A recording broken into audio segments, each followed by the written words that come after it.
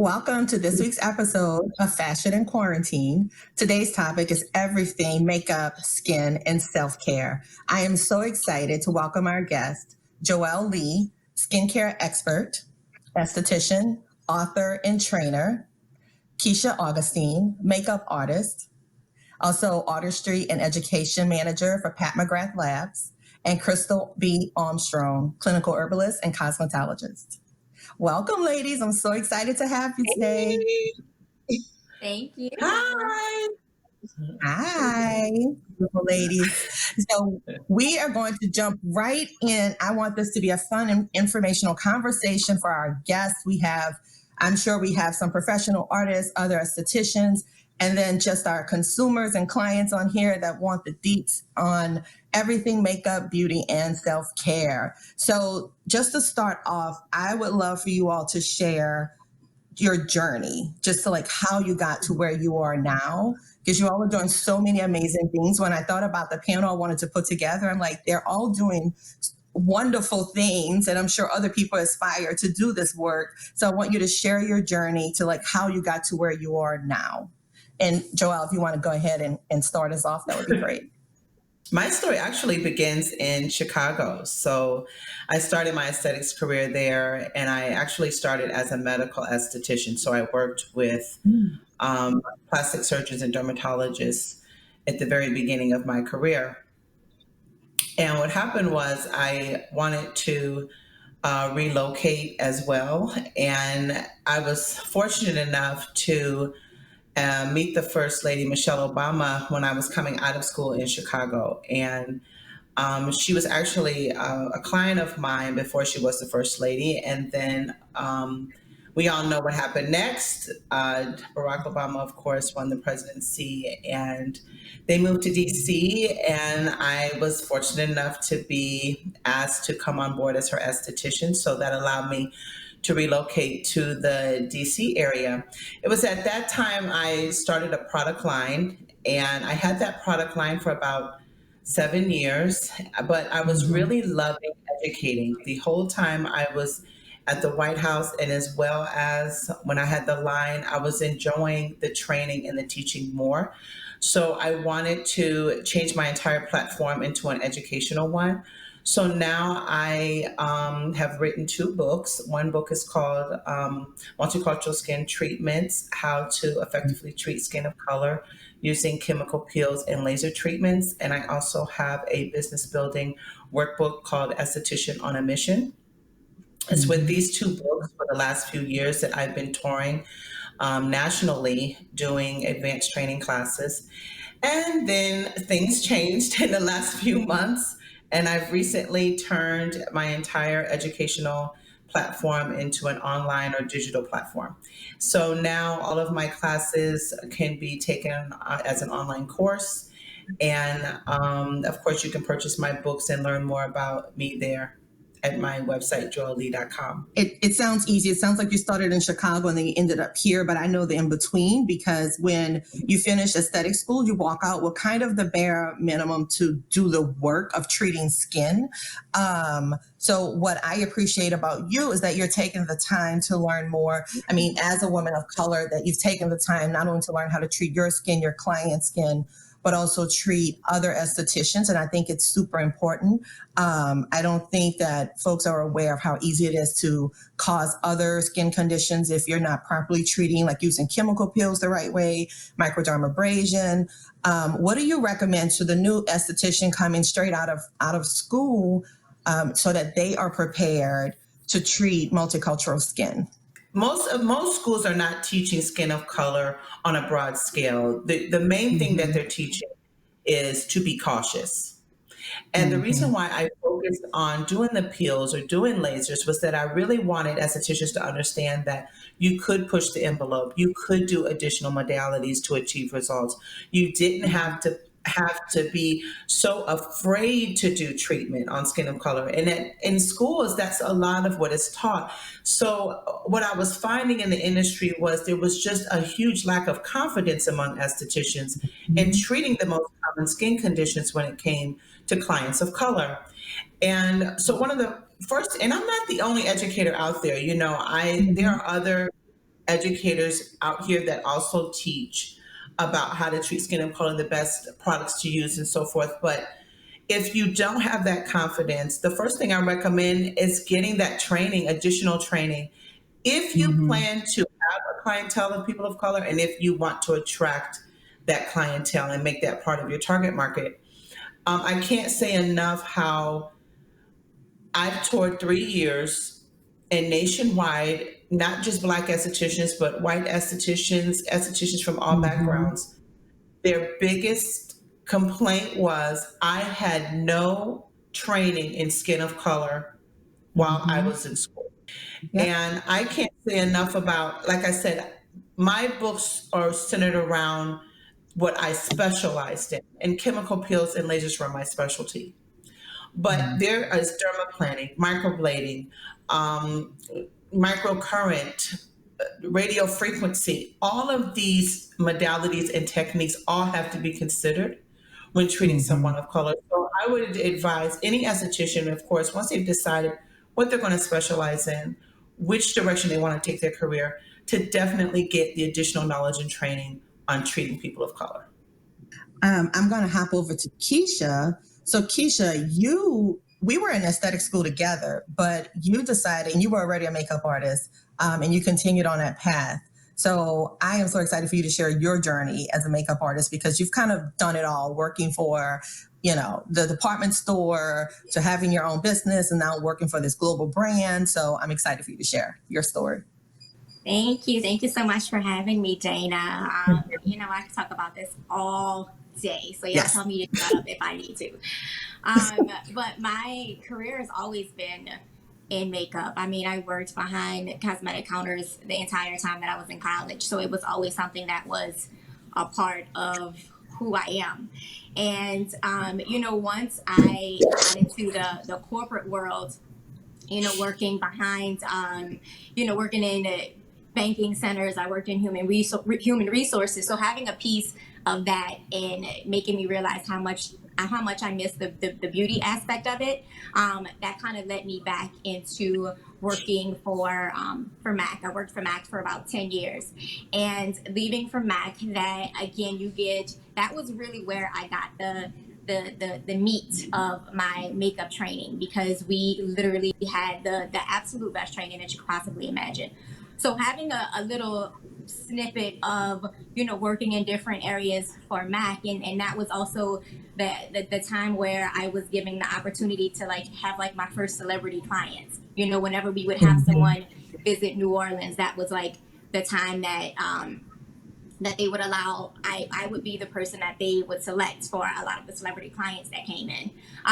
So having done that, just being able to leverage what I knew in the corporate world, and then what I learned in working for MAC for such a long time, that kind of gave me the push that I needed to really follow something that I've always wanted to do, which was to open my own makeup studio, which was called the Makeup Lab.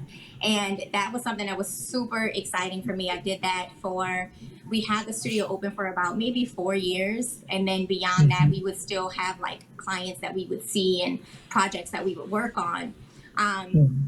But going from, working in retail to having my own, business, it's like when you think about your journey of anything that you do, all of the aspects of it, all the dots connected. And you don't really see that at the time. So when I started working for Pat McGrath, which was the first time that I'd ever worked for a company or being with the brand, because I had worked for myself for so long, it was a switch. It was definitely something that was, it put me in a different kind of mindset, because I had to go back to thinking okay, so this is how this is going to work. But it gave me the opportunity to have the best of both worlds, because Pat McGrath is the cream of the crop. She is someone that any makeup artist, anybody in the industry is, admired and influenced by. My entire career, her body of work is just absolutely amazing.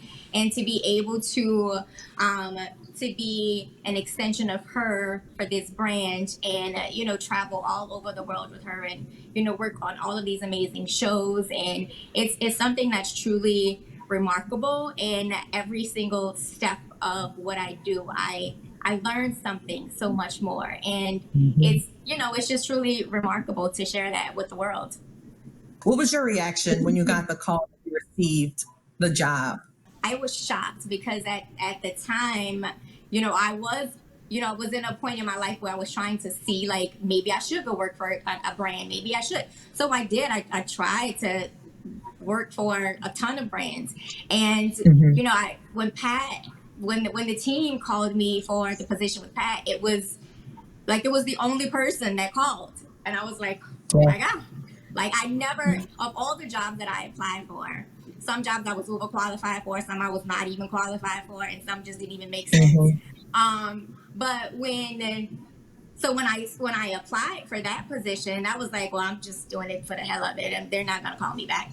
And that was the only one that called me, and it was also through. Even though I applied for the position, it was also through referrals from someone. And when I originally started with the brand, I was artistry and education. I was the sales and education manager for the entire East Coast. So I moved in from that, and then I also helped to open and run the pop-up shop at Bergdorf Goodman in New York. And then from there, I moved into artistry and education. So in the time frame that I've been with the brand, I've kind of hopped around a good bit. But this is like the position that allows me to really have a lot of, and we're still such a small brand. It's such a startup, still a startup brand. So it's like we have our hands in everything. So I wear many hats and help out with a lot of different things. Hey, it's Dana Deal, Esthetician and VP of Beauty for Curve the Runway, and I'm here to share 4 helpful tips on how to keep your skin beautiful, healthy, and glowing. Step 1, cleanse and tone. You want to find a cleanser for your skin type, cleanse twice daily, and then use a toner to help remove residue and rehydrate your skin. I know the one thing I learned as being a makeup artist is that you just kind of have to do it and step out of your comfort zone and take the risk. And then it's only makeup, right? So if it's taking on a celebrity client, you can always wipe it off if it doesn't look right and start all over. And most times it's just our nerves getting the best of us. And once we settle in, we realize we're there and hired for a reason. So I'm so happy for you. I really, really am. You seem really happy to be in this position. I am. It's the best. Good. So, Krystal, you know the term like jack of all trades, master of none. That is not true for you. That's not true at all. So what I love about you is you're always reinventing and building on what you already have going on. So I'm excited for you to share because there's so many new things coming. You just made a big announcement on social media. So tell the world what you have going on and about your journey to where you are now. Pretty much my journey started honestly probably when I was a kid, and not saying in the sense of being someone who loved makeup and things like that and hair. It's more of I've always been an artist. So I've always loved creating and doing different things, with my hands and finding solutions for, different concerns and stuff like that. Like I'm very much a huge problem solver type of person.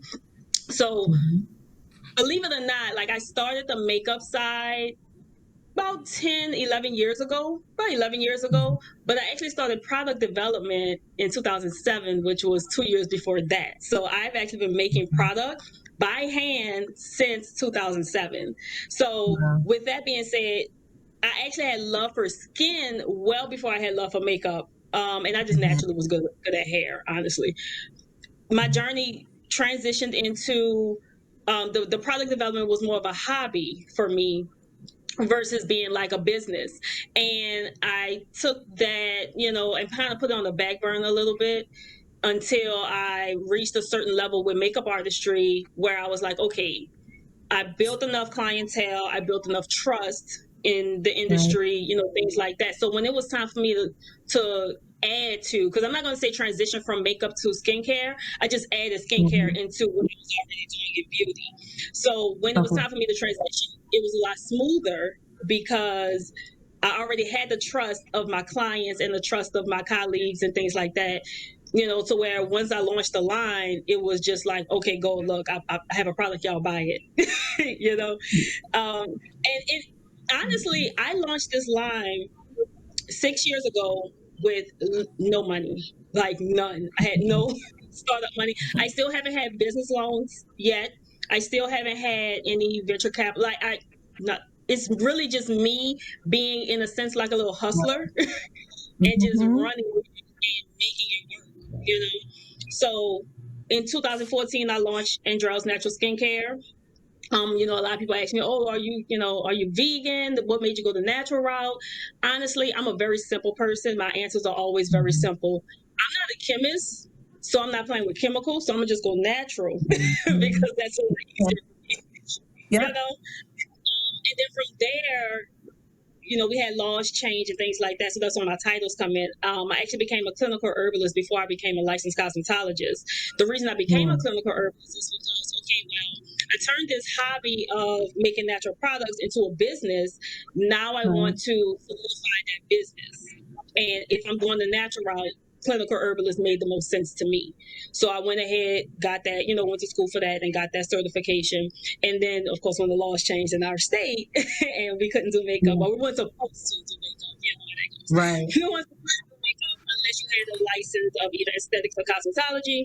I was already doing hair anyway on top of makeup, so I just went with cosmetology versus just aesthetics, so I could legally toggle both. And that's pretty much where we are now.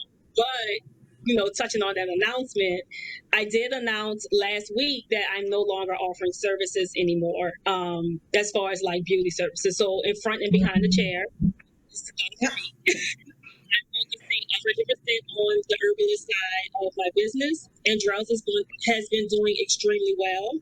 Like for the last months, it skyrocketed beyond anything I could have seen coming.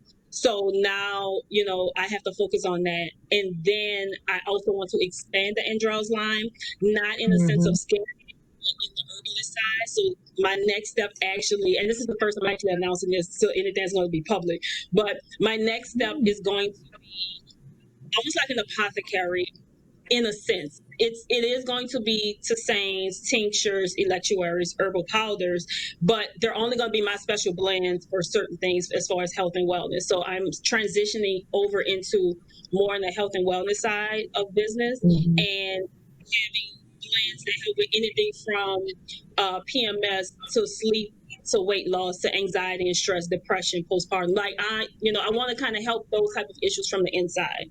But I understand because one, it's hard to juggle it all, and you're a parent, right? How old is your daughter?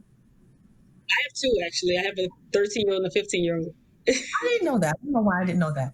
But then you're a mother of two girls, and sometimes it's just like you need to put your energy in one place and what's calling you. And I also feel in this industry now, it's so different, right? And then with COVID coming, and then we're in quarantine, and you really have to rethink, like, how do I sustain in this industry? And I think you are really, really, really creative and great at executing your ideas. But you also have something else that you're offering to folks. So I think you're underselling yourself a little bit, because there's one more announcement that I saw I want you to share. I always undersell myself, apparently. I know. Are you talking about the business strategist? Yes. That side? Yes. Okay. Yes. Okay, well, believe it or not, I actually been doing that for at least a year now. I just don't push it. So at one time, I was wearing three hats. So I was doing business strategist, cosmetology, makeup, and then the herbalist side and all of that. So what I did recently was I launched a Patreon, and that's a platform that allows creatives to pretty much, have their fans or their crew or whatever they want to call it, their tribe, to subscribe to their content monthly. So I already had a list of like prices and rates for different services. I offer consultation where we just brainstorm, up to where you have you get a hold of me, to where we have like business calls and emails back and forth. We strategize specific things for your business, to a 6-month plan where it's all of that.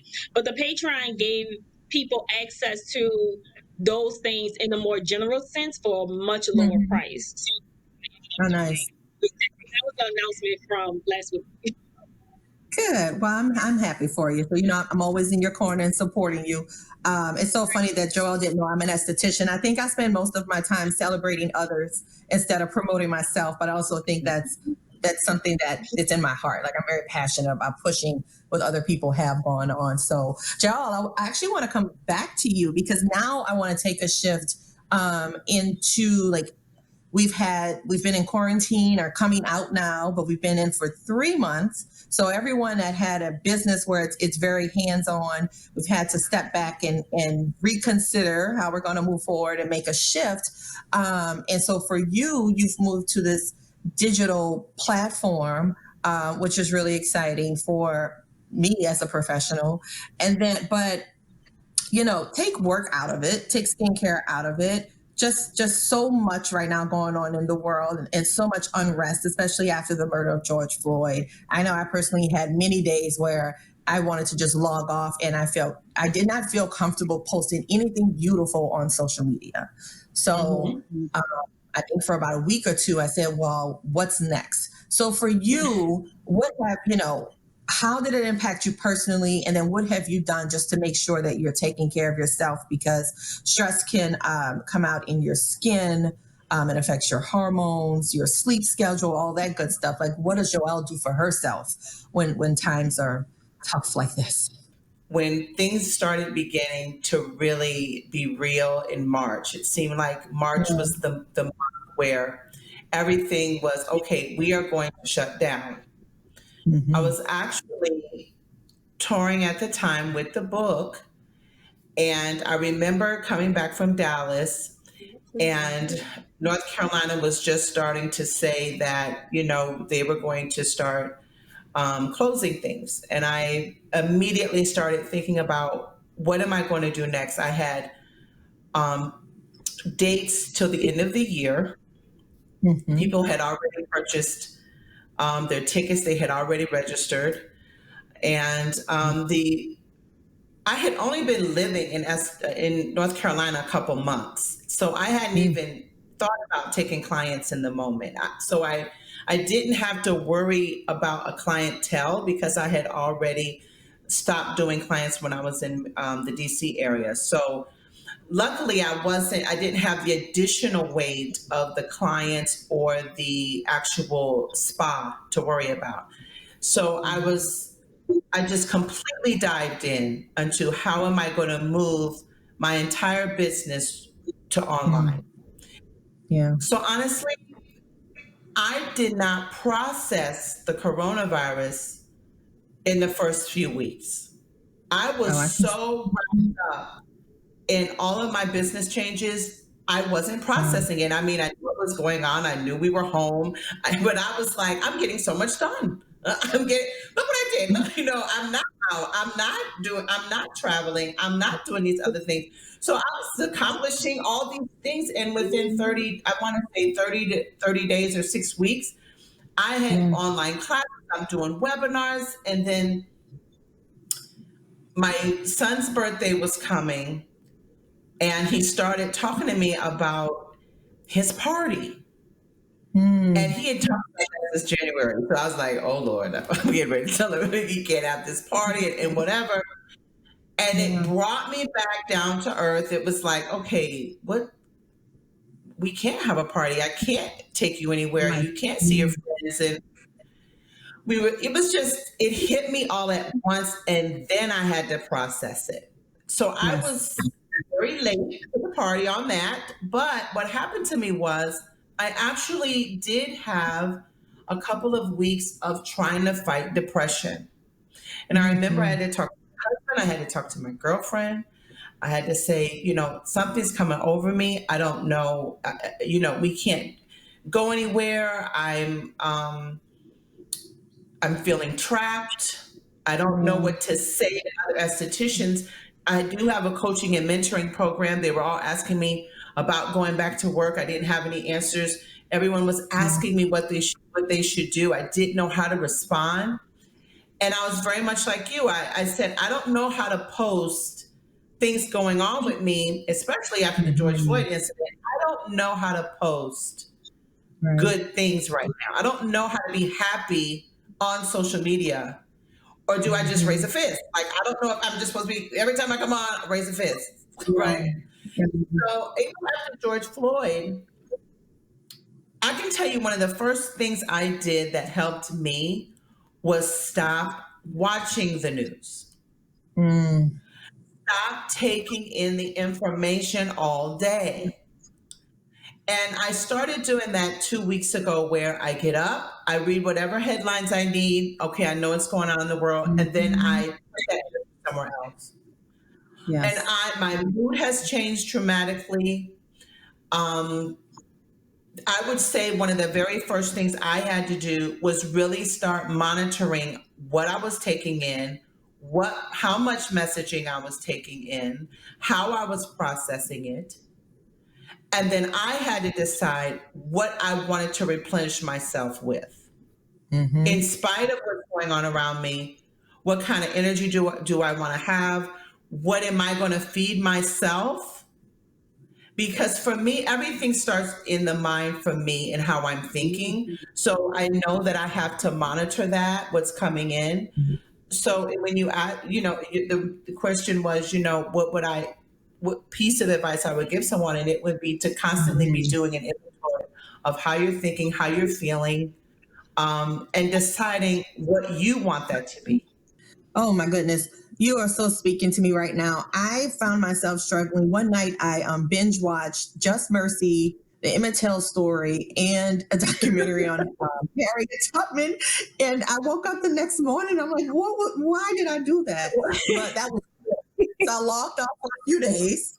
I did my piece, and and I said it's okay. And when I came back in, I did see pictures of beauty and other makeup artists that I follow. And honestly, it was a nice distraction. So I said, well, if I appreciate it, then I think it's okay. And also, we have businesses to run. Like, this is how most of us, we feed our family. So I really appreciate you sharing that. And I think that a lot of people, I have spent years of suffering with anxiety. And interestingly enough, my anxiety did not kick in during COVID, but more so closer to like around the time of George Floyd's murder.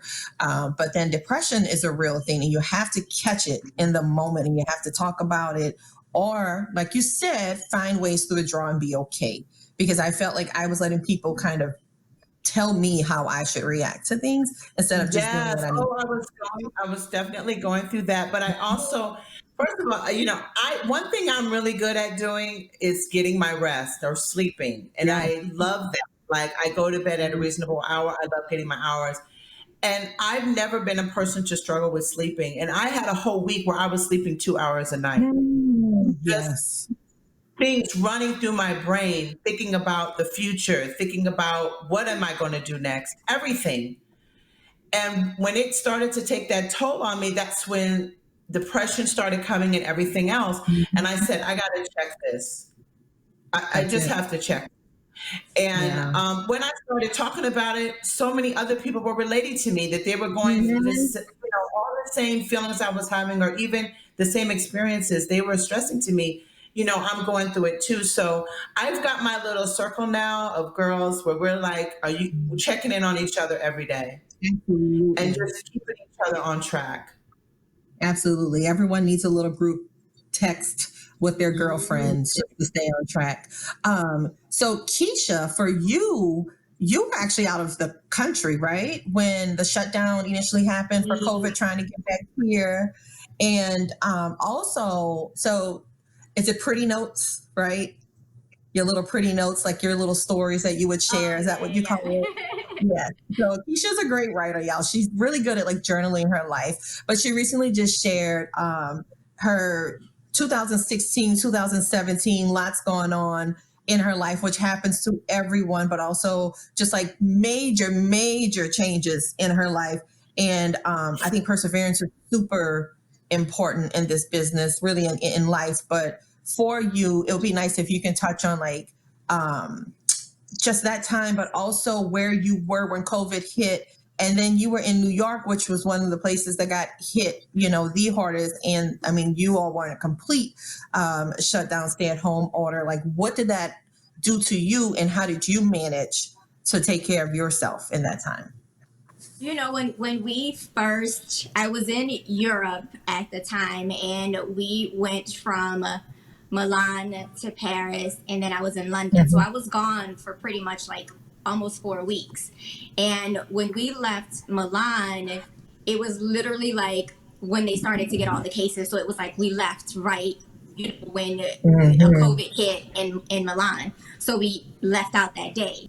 And then getting to Paris, like in that time frame, we spent the most time in Paris. This is where like when we would go in for specific things, like we started to have to wear the face masks, and everybody was like super cautious about everything. So leaving from Paris, I went to London, and I was in London for 7 days. The day that I left London to come back to New York was the day that they made the announcement that like you couldn't come back in. If you were like in Europe, you couldn't come back in. So I was like, oh my God, I made it out just in time. It was like that day. So for me, I was, and we worked so much. I worked so much, literally every day for like those 4 weeks, that when I got back, I was so exhausted. And in the beginning, it was like, oh, whew. Like there was a lot happening in the world with COVID, and I too, like JoElle, like I couldn't. Everything was too much to like watch. I couldn't keep in touch, like keep it track with how many cases, what was happening here, what was going on here, what was happening in New Orleans, and it was so much happening that I literally just needed to like back away for a second. And being in New York, I live in New Jersey, but I worked in the city all the time. And we had, it was New York and then New Jersey, which was also a super high, an area where we had a lot of cases. And in the beginning part, like JoElle, I was like, oh, this is like, I'm loving this. This was a break. Like I was able to work from home. We were working on like some projects. I was like, this is good. I was waking up every morning doing the face mask. I would get on my Peloton, work out. I would check in when I needed to check in. I was like, my skin was on like beautiful. And I was like, this is good. But then halfway through it, something kind of clicked. And I was like, I was like, oh wait, my chest hurts every day. Like I've never experienced this. Like and then the things when George Floyd happened and all of that, like that even took it to a bigger scale. And I never realized like how much social media could affect a person, because I would literally, in the past, I've always tried to be in a place where I don't have a TV in my room. I try not to keep electronics in my room. I would try to create a practice of every morning of doing something for me. Now, I would be off and on that. I'm not going to sit here and be like, I did it like consistently all the time. But when I did it, I know that it impacted my day in a much more positive way as opposed to when I didn't do it. So when I knew the outcome of that was like, it made me feel better. I started meditating, and I never meditated before until all of this happened. And I was like, what have I been missing out on? Like, nobody didn't tell me meditation could be like this. I was like, I've been in the dark on this. Like, I should do this every day. Right. And then I realized like my phone was like under my pillow. As soon as I would wake up, I'm like flipping on Instagram and like looking at an email, and like it was like my phone would just be all over the place. And it was like that. And I'm finally just getting to a place where I was like, I reached a breaking point. I was like, I can't do this. Like it was affecting my health. It was just affecting like my daily thoughts and what I needed to do. And, coming from a place when, just in reference to the post that I made, when you're coming from a place where you've been through some traumas and you've experienced so many things that affect you, like you have to know, like you said, like when enough has to be enough. And I wanted my outcome to be so much better than what I was experiencing at the moment. So for me, like having those like daily meditations and writing in my journal, I went to the park yesterday and just sat outside and just listened to like, and just listened to nature, it was so amazing. And I realized there are some things like I didn't feel like I needed to share on social media. I wanted that. It was a moment for me. Everything is not meant to be shared like with the world. And That's huge. Yeah. I didn't. There's certain things that I just felt like I don't need to talk about that. I don't want to talk about that. This was a moment, and if later on, if I want to revisit that, then maybe so. But like, it was crazy. Is like when I used to see people that would say like you binge watch TV. Believe it or not, y'all, I never watch TV, so I never turn the TV on. My source of like information is from whatever I saw on Instagram or the news I got from the group chats. But I didn't drink during quarantine. I had some wine for my birthday, which was the first time that I had anything to drink the entire time. I never turned my TV on. So it was just me in this place of like battling what was in my head. And I think that's probably the scariest place to be, because when you constantly just like I was overthinking everything. It was like my brain needed to be like, if it was like a little balloon that needed to be plucked and just like let everything air out. But having those moments of like movement and being in front of like the sunlight is really important to me. So it's just being in front by my windows, opening up my blinds every single day, and then just really being able to like start the morning off with like downloading everything that we've had or processed the day before to leave room to let the new information come in. And a lot of times we don't do that. And then when we get up, we haven't released all of the toxicity from the day before or the weeks before. And then you're still trying to add into, and that's when like everything feels like an explosion. But you know, and like I said, it's been an up and, you know, a roller coaster ride. But I know when I'm in that space, that's when I'm the most effective. And I just got to a point where I was like, honestly, like the other day was the first day that I didn't have chest pains, and I had never experienced that other than a little bit in 2000. And even at the time when I was going through, you know, taking care of my mom, I didn't know. I would always hear people talk about anxiety, and I would have moments where I would stop and have to like catch a breath, but I didn't really realize what that really felt like or what that really meant until now. And I'm like, I don't like this. This don't feel right. I was like, why do I wake up and go to sleep with these pains? What is this? So it was like I really had to have that open conversation, just like sitting on my floor, staring out of my window, like, what do I do now? You know? Absolutely. You definitely have to find your own way of managing anxiety. For some, it's for me, I know it's all in my head, but for most, it's about finding the right distraction. And so if it's in that moment, just immediately finding 5 things to take your mind off of it, or going for a walk. I have to move. I find like movement helps me, and being outdoors helps me a lot. So I'm glad that you shared that. But also, Kisha, for meditation, I find a lot of, you know, I'm a busybody. Like my body naturally has nervous energy, where if I want to settle and do yoga or meditation, for me, sometimes I think it's going to take a minute before I get there, where I see like the higher power in that moment. But for many people, I know that it's worked. What have you been using to guide your meditation practice? Anything that you can recommend? Yeah, well, for me, I'm a person that's all about like my environment, and the ambiance and the atmosphere has to be right in anything that I do. When I think about like my room and where I live, like the environment where I live, like all of that has always been important to me.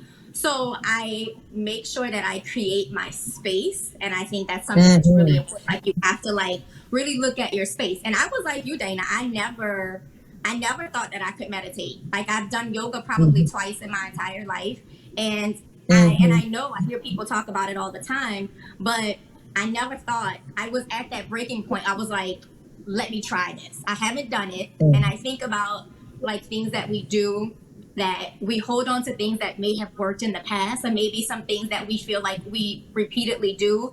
And I had to ask myself and everything, like, you've tried that already. Did it really work for you? So that was the question that I would always ask, like, did that really work for you? So when I think about all of my past behaviors, and I'm like, you tried that, did that, didn't work, try something else, girl. So I had never really sat down to like calm my nerves to meditate, because again, I'm JoElle, I wish I could have what you have on sleep, because I am like the complete opposite of you. Like as much as I want to, I literally, like, normal time for me to fall asleep during this time had been between 3 and 5 a.m. every day. So I would stay up all night. Like it was so bad. And I know that was also affecting my health. But if for me, like having a diffuser with essential oils, so all of my favorite essential oils, I have several of them in my house. My room is like my sanctuary. So I have my crystals in there. I have my diffuser with my essential oils. By my windows, I have really big plants. So sometimes I sit on the floor. But when I'm in my room, like I want that to be the lighting. I have very dim lighting, like my string lights. I have very, very dim lighting. So that way it kind of creates like an environment where when I sit in there, it smells good. It feels good. I feel like it clears out the air. I have my Himalayan sea salt lamp. So I sit there and I keep a journal in my nightstand next to my bed. And it's like the minute I have a thought, if I don't write it down, I know it's gone. Because in the past, I would always think like, oh, you're going to remember that tomorrow. You can write that down. And I would totally forget every time. So I was like, that didn't work for you, girl. Change it up. So I would story of my life. My books, and I pray and I talk to God in that space, because that is like super important for me to have like that environment. Step 2, exfoliate. You want to exfoliate at least twice per week. It helps to remove dead skin cells. And if you're using a mask or a serum, it helps to maximize the benefits of those products. This week on Fashion in Quarantine. There are so many people that try to do makeup and do aesthetics full time, and the moment that they hit like the first, challenge or the first hit to their business, they give up. The ability to give people confidence through either skincare or beauty services. Having low self-esteem or not feeling worthy enough when they even start their career. I was one of those estheticians where I got licensed in 2004. By 2007, I was not practicing. We like to create art. So being able to like navigate and not feeling like, well, I'm a makeup artist. This is all I'm going to do. Thank you, ladies. Thanks so much for joining us today. I really appreciate it.